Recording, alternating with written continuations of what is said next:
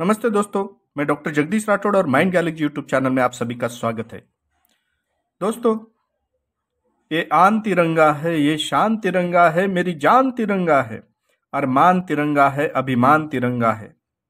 इस तिरंगा के बारे में कुछ तथ्य या कुछ फैक्ट्स हमें जानना बहुत ही ज़रूरी है कि जब भी हम तिरंगा फहराते हैं तो उसके नियम और कायदे मालूम होना बहुत ही ज़रूरी होता है। तो एक नंबर में ऐसा है, भारतीय ध्वज या नेशनल फ्लैग, इसे तिरंगा कहा गया है क्योंकि इस तिरंगे में 3 कलर होते हैं, 3 रंग होते हैं। सबसे ऊपर केसरिया, बीच में सफ़ेद और नीचे में हरा होता है, और बीचों बीच अशोक चक्र नीले रंग का होता है और उसको 24 तिलियां होती है। 2 नंबर में दोस्तों, इस ध्वज के बीचों बीच जो अशोक चक्र होता है, इसको 24 तिलियां होती है। यह प्रगति का प्रतीक माना गया है।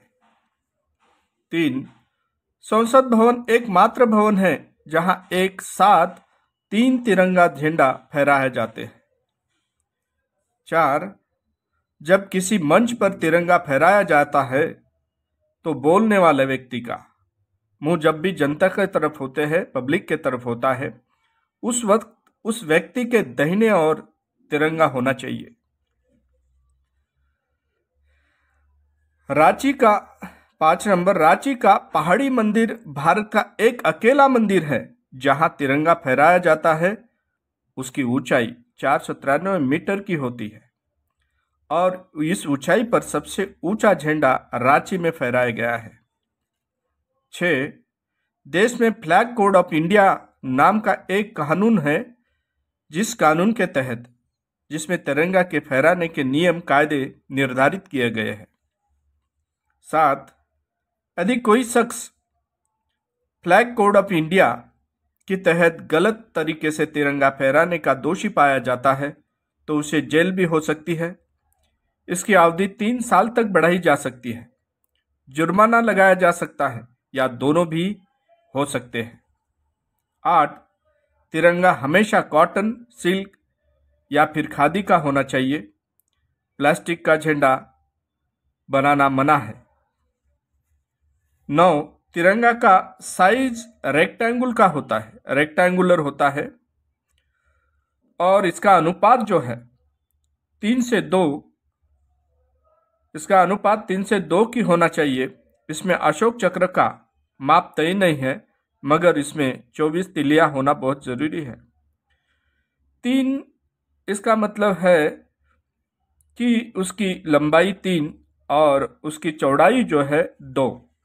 इस तरीके से इस तिरंगा को बनाया जाना चाहिए। दोस्तों, सबसे पहले लाल, पीले, हरे रंग की हॉरिजॉन्टल पट्टिया पर बने झंडे को 7 अगस्त 1906 में पारसी बागान चौक, ग्रीन पार्क, कोलकाता में फहराया गया था। 11, झंडे पर कुछ भी बनाए या लिखना गैर कानूनी माना जाता है। 12, किसी गाड़ी के पीछे, बोट या प्लेन में तिरंगा नहीं लगाया जा सकता। इसका प्रयोग किसी बिल्डिंग ढकने में नहीं किया जा सकता या कोई प्रकार की एडवर्टाइजमेंट या जाहिरात के लिए नहीं किया जा सकता। 13, किसी भी स्थिति में झंडा जमीन पर टच होना नहीं चाहिए या जमीन पे गिरना नहीं चाहिए। 14, झंडे का यूज किसी भी प्रकार के यूनिफॉर्म या सजावट के सामान में नहीं होना चाहिए। भारत में एकमात्र बंगलोर के पास कुछ 420 किलोमीटर स्थित हुबली एकमात्र लाइसेंस प्राप्त संस्था है जो झंडा बनाने में और सप्लाई करने का काम करती है। 16, किसी दूसरे देश के झंडे को राष्ट्रीय झंडे को ऊपर नहीं लगाया जा सकता या हमारे ध्वज के बराबर नहीं रखा जा सकता है। 17, 29 मई 1953 में भारत का राष्ट्रीय ध्वज को माउंट एवरेस्ट पे यूनियन जैक के तथा नेपाली ध्वज के साथ फहराया गया था। इस समय शेरपा तेंजिन और एनिमल गिलेरी माउंट एवरेस्ट फतेह की थी। 18 लोगों को अपने घरों पे या ऑफिस में झंडा फहराने में, आम दिनों में भी तिरंगा फहराने की अनुमति 22 दिसंबर 2002 के बाद मिली है। 19 तिरंगा को रात में फहराने की अनुमति सन 2009 में दी गई है।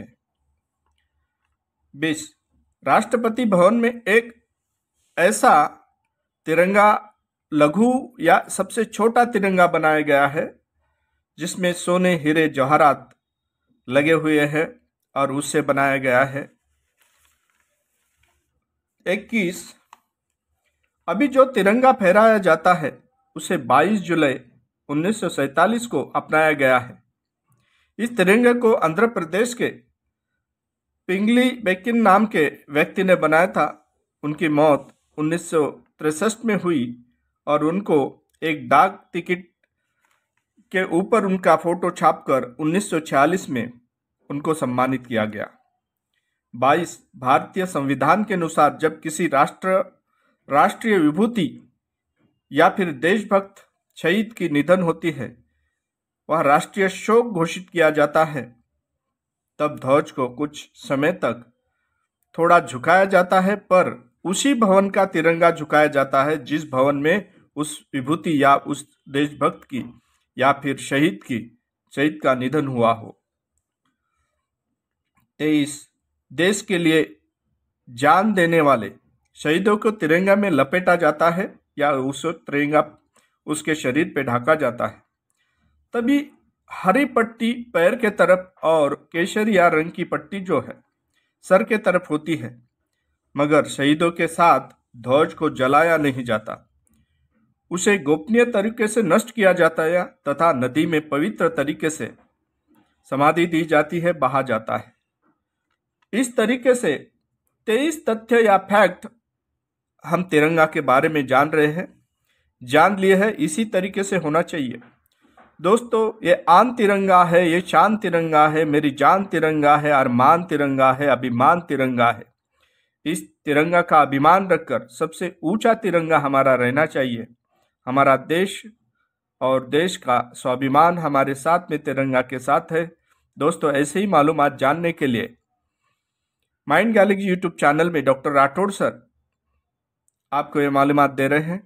दोस्तों, इसे लाइक कीजिए, सब्सक्राइब कीजिए और बेल आइकन दबाइए। नमस्ते।